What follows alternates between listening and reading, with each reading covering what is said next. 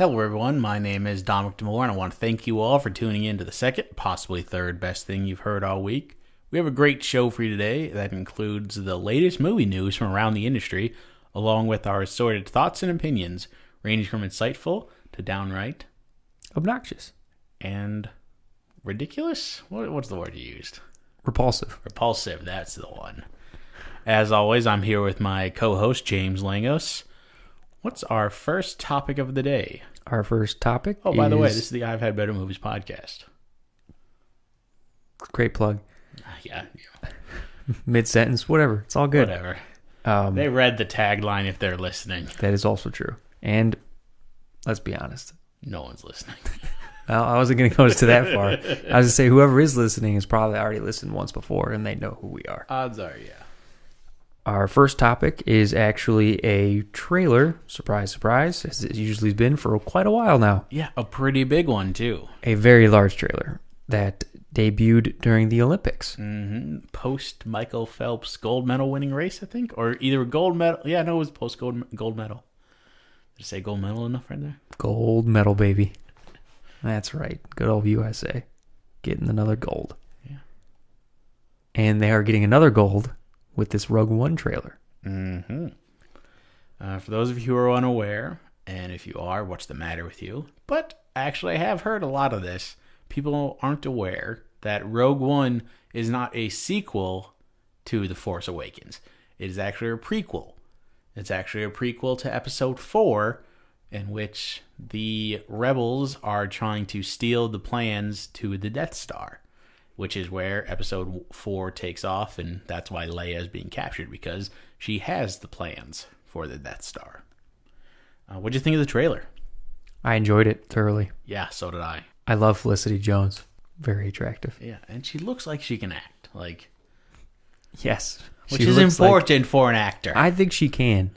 I remember her in the Stephen Hawking film. You saw Theory of Everything? Theory of Everything, yes. I could not remember the name. And I enjoyed her in that. Oh, I did not see that movie.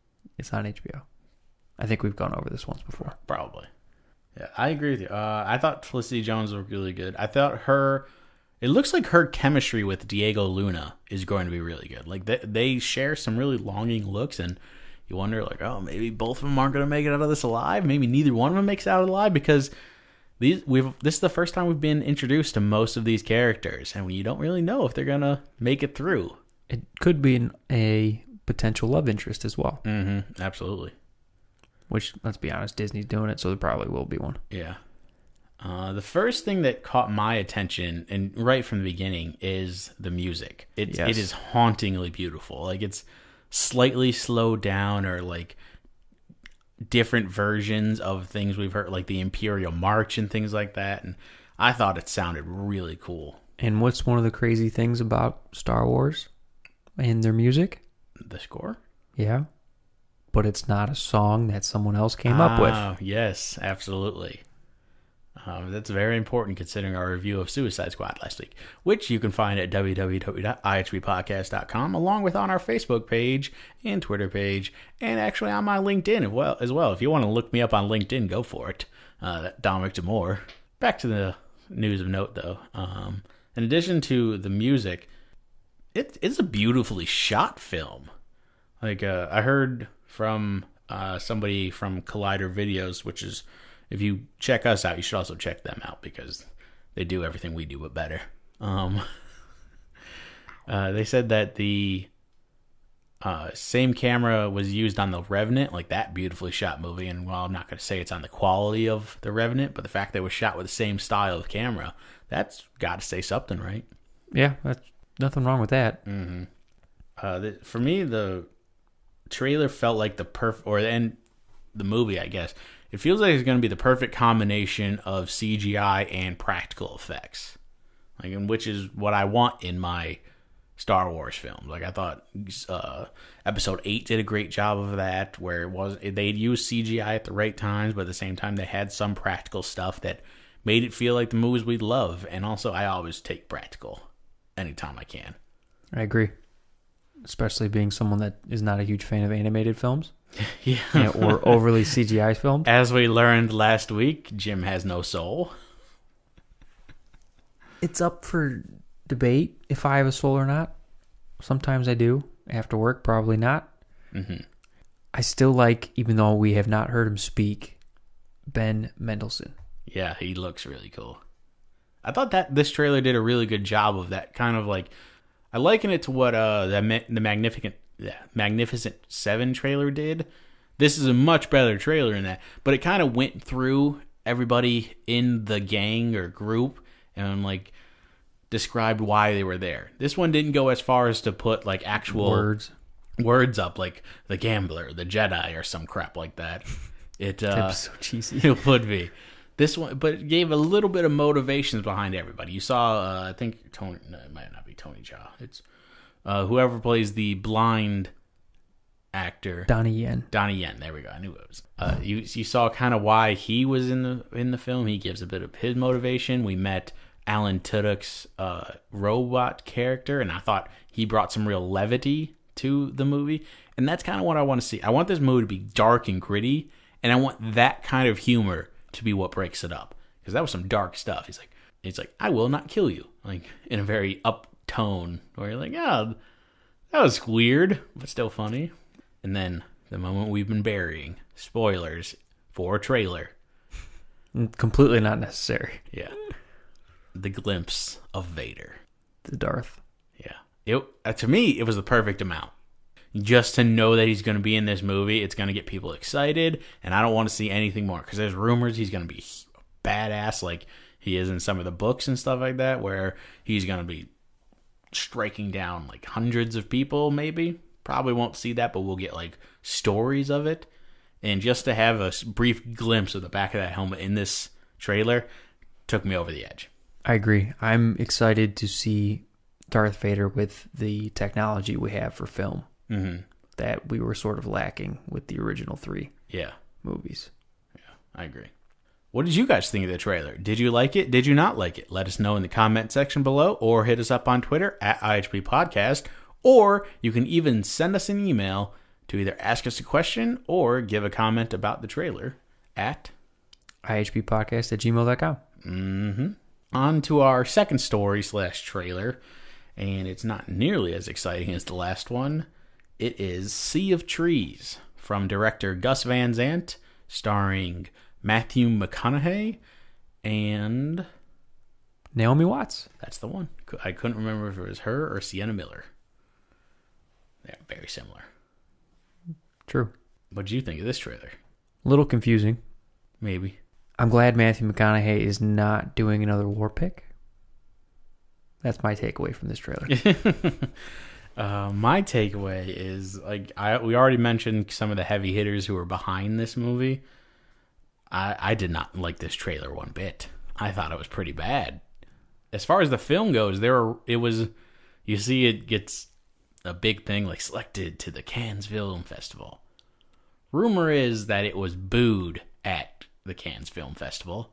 Also, I think this movie was supposed to come out like 2 years ago. Well, 1 year ago now, but by the time it comes out and all that. It was supposed to come out in 2015, which makes it even worse that it's getting this much of a delay. Yeah, not a good sign. The only good thing about this film is I love the director.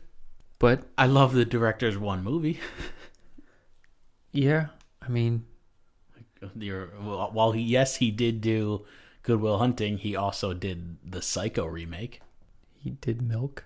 Did you ever see that one? No. Me either. This trailer also made me kind of think back on McConaughey. You think like the McConaissance, those stretch of films where he was it's a common term.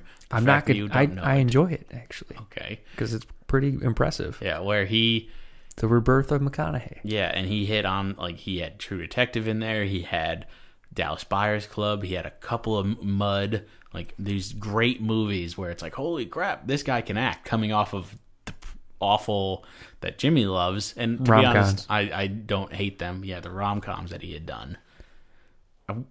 Was it a fluke? Did he get lucky? Because his last... Do you get lucky with 4 good things in a row? I don't know. Look at his last 3 or 4 things. So we had Free State of Jones this year, bombed and nobody liked it. Interstellar wasn't a smash hit that everybody loves, and I personally like that movie, but I don't like it because of McConaughey. I blame the science. The science. You blame the science. And then he's got now this one that doesn't look particularly good to me. Interstellar was 2 years ago. Yeah. So that was 2014. True Detective was 14. Wolf of Wall Street.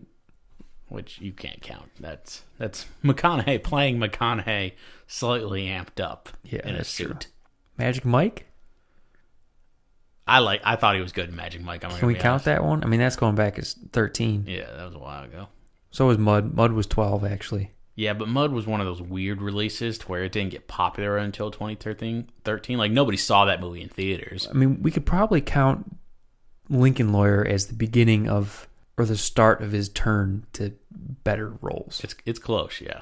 A lot of people don't like Lincoln Lawyer. I like Lincoln Lawyer. I like Lincoln Lawyer. Yeah, I don't personally recommend it. I think it'll bomb at the theaters just like everything else. Everything else? As in Free State of Jones and probably 2 or 3 of his next 5 movies. Well, what's the other one?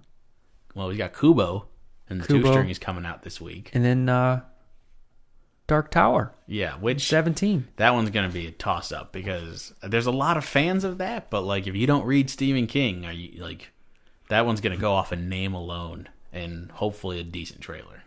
That's true. All right, so that was it for the trailer park this week. On to the official stories. Some big news may be in the works for fans of Brad Pitt's 2013 film World War Z. Variety is reporting that Brad Pitt himself met with director David Fincher about taking over the sequel, which currently has a 2017 release date, which it is unlikely to meet at this point. World War Z 2 recently lost its director, J.A. Bayona, to the Jurassic World sequel. So first, do you think Fincher will take on the project? And if so, what does this do for your interest in the film? I'm going to take the second question first, because otherwise it'll ruin my answer. I did not like World War Z. I tried to watch it a couple of times. I got like 20 minutes in, and then I was like, I can't. You didn't even finish it? No, I did not finish. I just had no interest. Like it didn't connect with me, and every time I tried to watch it, I'm like, I'm bored. Maybe it's just me. I know a lot of people like that movie, and it did over 500 million worldwide, so clearly people went to go see it. Just for me, it never clicked. Maybe it was Brad Pitt's hair. I don't like him with the long hair. I think it looks weird. Throw that man in a ponytail. I don't get it. That's true. But for the most part, I just didn't like World War Z. So World War Z 2, I had zero interest in. But you connect David Fincher's name to it, and you team him back up with Brad Pitt, who they've been in legendary, probably 2 of my top 50 movies of all time, in Fight Club and Seven. And you get those 2 working together again, I would go see this movie in a heartbeat. That being said, I would bet my car that Fincher doesn't take this movie. And again, this is not a verbal contract in any way to any of our listeners. I will not be giving you my car if David Fincher somehow magically does take this film. Just keep that in mind. It was a hyperbole. I agree with you in the fact that I do not think that he's going to take this role. One, I don't really see him ever doing a sequel to a movie. Yeah, he has said in the past, because he did Aliens 3, which a lot of people hate and don't even consider to be rumors are that the new Alien film is going to completely wipe that out of existence. But after him having such a hard time with the studio while making that film because they didn't let him make the version he wanted to, he said he'll never do another sequel big budget film, which adds on to your point. Yeah, because this is definitely going to be a large budget just because of what story's going to be with zombies and a lot of CGI. So I don't think he's going to actually do it. But if he were to do it, that would pique my interest because David Fincher is one of my favorite directors. And just like you said, when you team him up with Brad Pitt, good things happen. Seven is one of my favorite movies. I love Seven. Just the thought of coming up with a film like that is impressive. Yeah. And then it's disturbing watching it. Yeah, but you can't look away. And one of the most famous lines of, "What's in the box?" What's in the box? Yeah. So, do I want to see him do this movie? Not particularly because I have so little interest, but like if he did it, I would go see it. But like we said, he's not going to do it. What do you guys think? I hope he proves us wrong, though. You thought you want him to do it? Yeah. Did you like the first World War Z? I did enjoy the first one. I thought it was a little bit long, but I thought it was a good movie overall. Mm-hmm.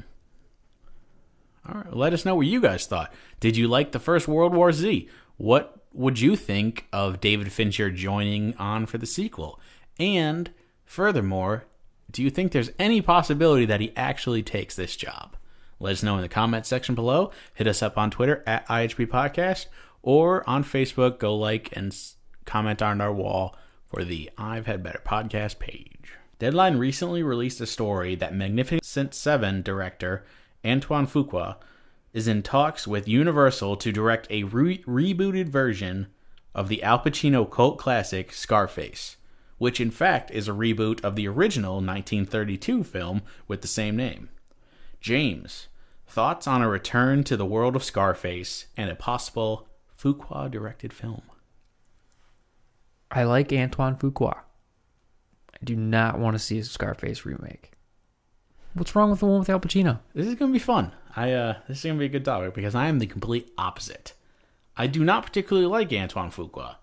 I don't, and to be honest, I could be contradicting myself from when we've talked about the Magnificent Seven, but as I was going over his filmography today when I was doing my notes, I don't like a lot of his films.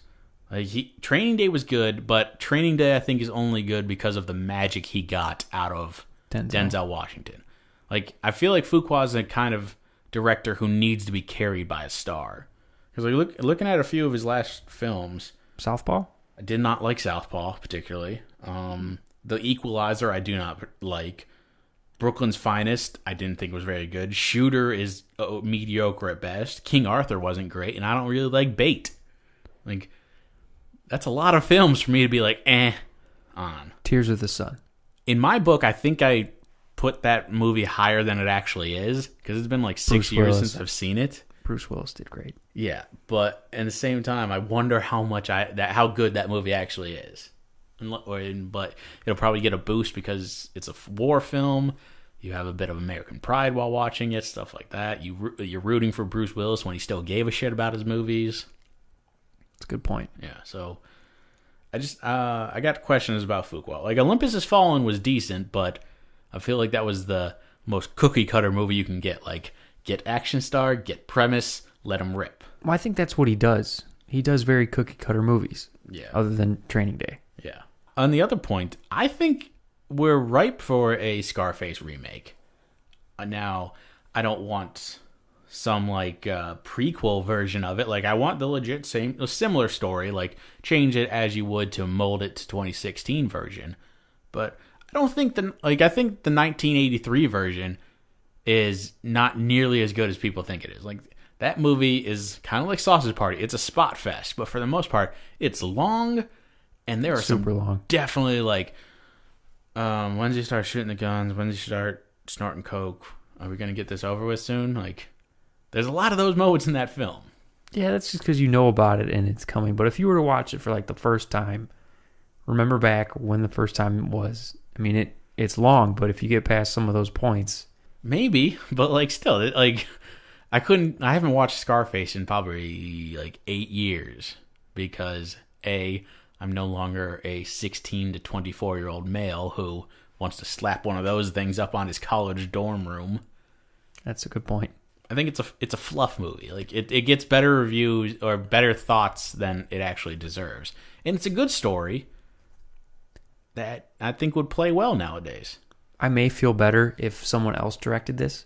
That I can give you credit for that. Like, I mean, if we're just going to get another cookie cutter Scarface, I mean, what's the point? Yeah.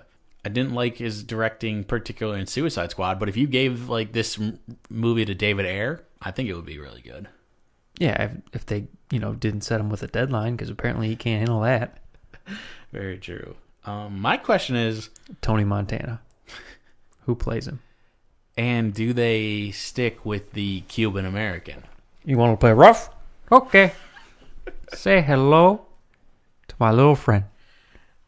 Do they change up the nationality? Does he become Maybe is he African American? Is he from a different Latin American country? Could he be Eastern European or something like that? Your room is so polluted. Just spitballing some ideas. I wouldn't mind seeing maybe like a Jason Mitchell from he's probably be right around the right age, maybe a little young, from Straight Outta Compton. If they wanted to go the African American route, I think that guy's a super talented actor. I think he could pull it off. Or what do you think about a female version? Interesting. Just as I don't think Scarface is the hallowed project that everybody thinks it is. So maybe like you throw like Alexa Vega, if that's her name. I think she's changed it like 6 times. Like the girl from Spy Kids. Yeah, really, really hot one. Mm-hmm. Or like a Zoe Saldana. I think she could do something really special because she's a solid enough actress. She's got some action skills. I think she could do something sweet with this. I just can't picture her shooting a bunch of guns and snorting coke. Didn't she shoot a lot of guns in Colombiana? If she's not snorting coke, though. True. I need the combination. Could you see Al Pacino snorting coke in that day? I could see Al Pacino snorting coke right now. Yeah, right now. But like, okay, in 1983, he's coming off of stuff like Serpico and the first 2 Godfather films. Did he instantly scream like cokehead Cuban gangster? I wasn't alive, but no, probably not. Mm-hmm. So I think Zoe Saldana could pull it off. I mean, if I had to pick an actress to snort coke, I might pick her, though. I think she can do it very well. Mm-hmm. Alexa Vega is her name now. She definitely snorts coke. Oh, yeah. She's in all those Robert Rodriguez movies. She snorts it. All right. Any final thoughts? Nope. So, once again, what do you guys think? Do you agree with me or do you agree with James? Do you want to see a remake / reboot of the Scarface film? No. We're going to edit that one out. No influencing, James. Remember back when we here at IHB reported that Sony was working on a 21 Jump Street and Men in Black crossover?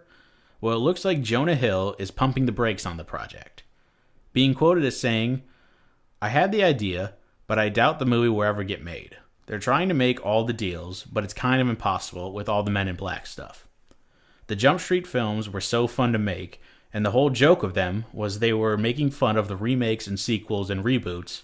Then now it's become a giant sequel reboot. It's almost become what we were making fun of, and it's hard to maintain the joke when it's so high stakes." Thoughts on Jonah Hill's thoughts?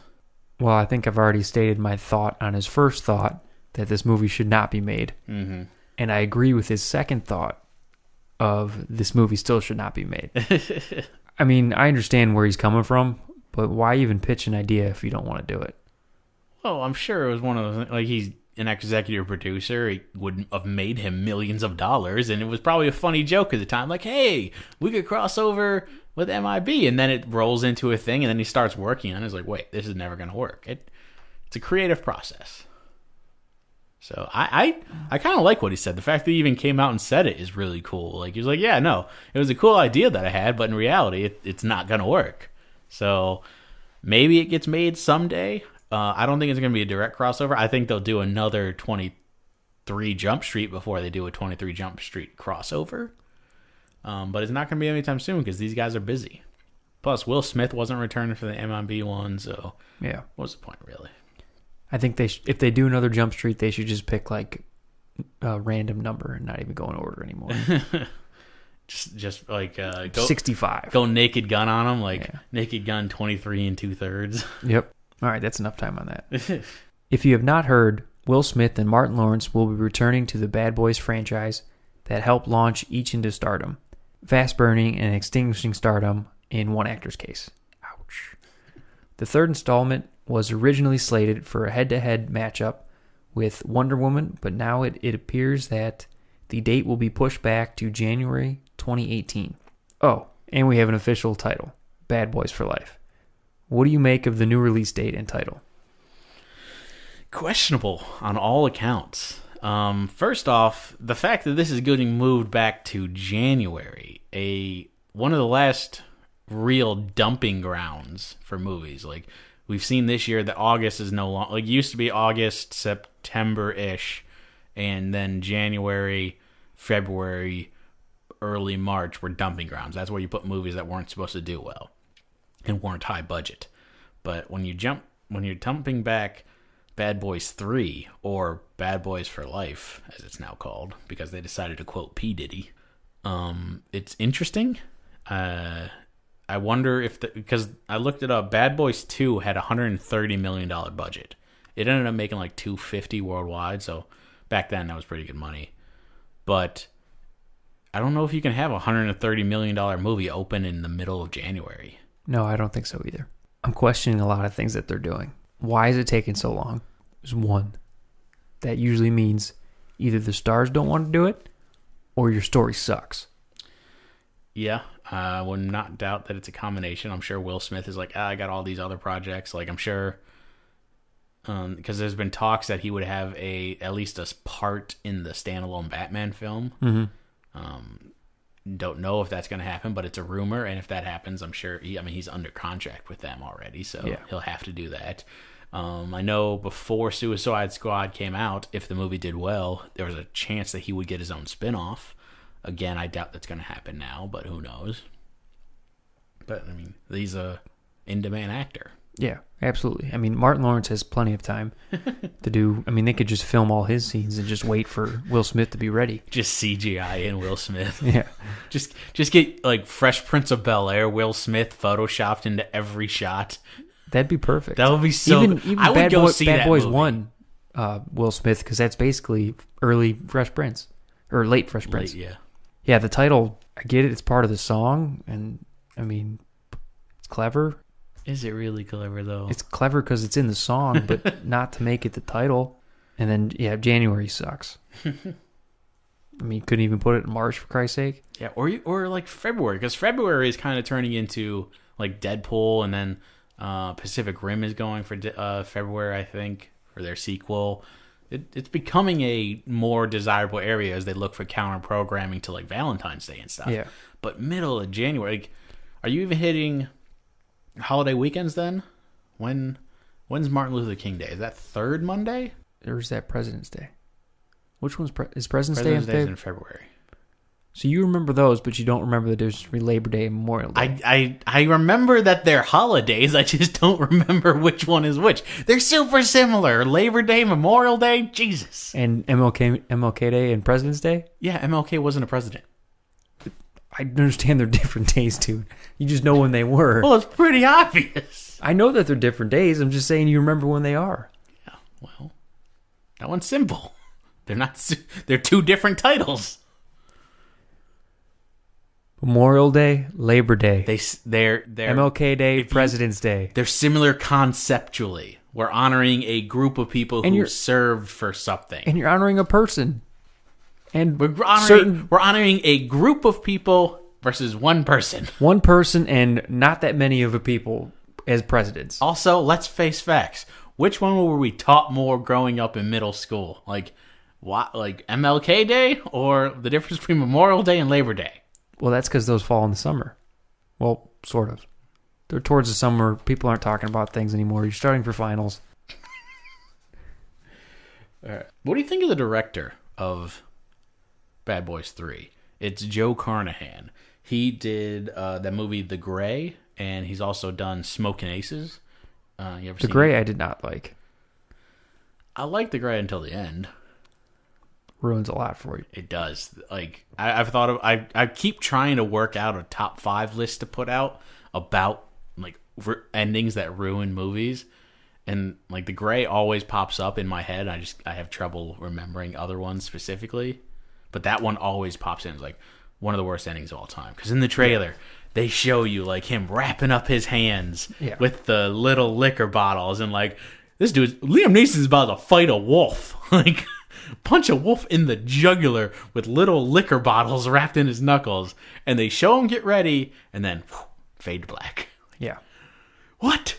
No, I sat through 2 hours of this movie to see Liam Neeson punch a wolf, and you're not going to show me Liam Neeson punching a wolf. Yeah, real issues with that, and that's why that movie killed me. But Smoking Aces, I actually enjoyed. So do I. I mean, that's one of those weirdo movies, and like, I didn't see it. Like, I remember the first time I saw it was when Netflix first got big. Like, when I first got Netflix, I was like, oh, somebody told me this was good. I'll get it on Netflix. Watched it. I was like, this is awesome. Yeah. So many big name actors, especially from back in the day. Yeah, it kind of reminds me of a little bit of Suicide Squad. Yeah. You get the intro of the characters, and then there's a lot of action, and then it's kind of got that quirkiness to it, the weird humor. Yeah. That fits along with the action film. Yeah, and also everybody in the movie's a bad guy. They're all hitmen. Yes. So, I definitely agree with you there. Do you think he can pull off? Because Bay did 1 and 2, correct? Yes. I think anything that Michael Bay doesn't have his hands on is a good thing. Because, I mean, let's be honest, do we need another Transformer movie? No. Nope, but we're getting one. Yes. Maybe that's why this movie moved. I wouldn't be surprised if Bay is the producer on this, and the next Transformers movie is supposed to come out next June as well. Granted, I think that's like June 23rd or something like that. I mean, you still could have done, well, April and May are probably out just because of comic book movies. Mm-hmm. I feel like August would have been a good time for this. August is turning into a pretty profitable month. Yeah. It's the end of the summer. I probably just don't have faith in the film. Maybe, but it's weird. It's Bad Boys. It's Will Smith. I know. How do you not have faith? Unless, like you said earlier, if their script is awful, that's a solid reasoning. I mean, as we learned, Will Smith is not the draw he used to be. That, and yeah, he's not. I mean, he's going to have a bad film. Mm-hmm. He's not perfect. Yeah, I agree. Also, it's weird that like they've already greenlit the sequel to this movie. Like, they already have Bad Boys 4. It has a release date. I think it's probably going to get pushed back at this point.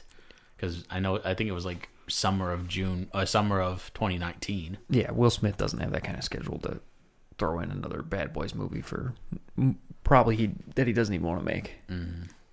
All right, so that was news on the latest Bad Boys film on their release date. What do you guys think of the new title, Bad Boys for Life, and the move to January? You think it's a good idea? You think it'll benefit the film, or you think it'll be a hindrance? Let us know in the comment section below. Send us an email to IHB Podcast at gmail.com. Or hit us up on Twitter. All right, so that does it for our main stories of the day. On to the crap we didn't have time for. This is little stories that either kind of define themselves in their title to where we don't want to spend 5 minutes reiterating stuff you guys probably can figure out just by reading this, or stuff that you can, it has interest to us, but you can find out more information on just by a quick Google search. First up, The Wrap is reporting that Black Manta will be the main villain for the Aquaman standalone film. Next, The Wrap is also reporting that the Han Solo standalone film is looking to cast Lando Calrissian, played by Billy D. Williams from the OG trilogy. And rumors have it that Donald Glover is seriously being considered. And finally, Deadline is saying that Orange is the New Black actor Michael Chernus has been cast as the Tinkerer for Spider-Man Homecoming. James, it's a bit of superhero heavy. I know you probably don't have a whole lot of information on two of these stories, but of the three, which one interests you most? I think the standalone Han Solo film. Yeah? Yeah. You like Glover as Lando? I do. I'm not sure how I feel about it. I don't think I'm entirely sold on it. I don't like when I look at Donald Glover, I don't see Lando Calrissian, and maybe that's just because and I can't think of anybody besides Billy D. Williams playing the role, but I also have a very hard time thinking of somebody else in the right age range who could pull it off. Because you have somebody like, who I mentioned earlier, Jason Mitchell, and he's probably the right age range, but I don't think he's got that smooth and suaveness that he'll make you want to suck down a Colt 45 and then go hit on your mom. Billy D. Williams was a spokesperson for Colt 45. How about that? Mm-hmm. All right, so what intrigues you about Glover? Or is it just the casting in general? The casting in general. I'm really looking forward to the Han Solo film. Do you? Is there somebody in your head you would want to play Lando? How young do they need to be? I would say between 25 and 35. I think in Star Wars lore, I think Harrison Ford was like pushing 30 for most of the trilogy. Like 30 to 35 for the trilogy. I mean, can any of the guys from Straight Outta Compton? Like Jason Mitchell? Yeah, I mean, that'd be a good one too. I mean, is Corey Hawkins, is he off that list or just... I think Corey Hawkins could pull it off. Yeah. O'Shea Jackson Jr.? I'm not going to lie. When I was looking up for people who I thought could play this, he popped up and I was like... Because he feels like he has that edge and that smoothness. I just don't know like if he can play somebody besides his father yet. Like if I want to bank that big of a character on a guy who's got one role. That's true. I can't argue with that. But I'm not gonna lie. I think he would do a decent job. I feel like they have a reputation of going for someone a little more unknown. Yeah, I mean they went with Alden Ehrenreich for Han Solo. And nobody knows that except for people who saw Hail Caesar, and nobody saw Hail Caesar. Yeah, and O'Shea Jackson Jr. might be a little too obscure. Yeah, I could see it. My pick for the most interesting one is the fact that to be honest, it's super obvious for anybody who is a comic book / Aquaman fan, but Black Manta was the easy choice for the bad guy. Just a little bit of history for you. He's got a complicated history, as in he's got a couple of different origins. Like one had him as a sex slave on a ship, essentially, and he prayed that Aquaman would save him, and Aquaman didn't save him because Aquaman didn't know what was going on. So that's one. There's another where he was born an autistic child and was experimented on and gained the abilities of Manta Ray, which he's kind of superhuman. He can survive underwater as long as he's got his suit on, but he can survive like the pressure and things like that, and he's not affected by the weather or the But he needs a suit. Yeah, he wears. It's not quite an Iron Man suit, but he's most known as he's got a giant head that looks Manta Ray-esque. It's circular, and if you watched some of the cartoons growing up, you might have caught a glimpse of him, particularly like Justice League or something like that. He can shoot lasers out of the helmet of this costume. He's essentially Aquaman's biggest foe. He's cool. He's a badass in the comics universe. He's also kind of a mercenary for hire. And in the new 52, which came out a few years ago, which kind of rebooted all of the comic universe in DC, he was given a kind of a new origin to where Aquaman killed his father because his father was a bad guy who stole some ancient relics from the city of Atlantis. Now that we've lost all our viewers, that was the crap we didn't have time for. If any of these stories interest you, maybe comment in the section below, and maybe we'll talk about it more next week. If you enjoyed this show, I want to thank you all for tuning in. Please like this episode and subscribe to the I've Had Better Podcast Network. Also, you can follow us on Twitter at IHB Podcast, and on Facebook, go like the I've Had Better Podcast page. James, tell the people where to find you. You can find me on Twitter at @the_Kaiser_Soze, or on Facebook as Jimmy Langos. And please look at our website, www.ihbpodcast.com. And please subscribe to our iTunes feeds. And you can find that by searching IHB Movies, IHB Podcast, and I've Had Better Podcast. And I am Dominic Demore. You can follow me on Twitter at Dom Demore. That's DOMDEMORE. Or on Facebook as Dominic Demore. James, how was your show today? I've had better. Good night, everybody.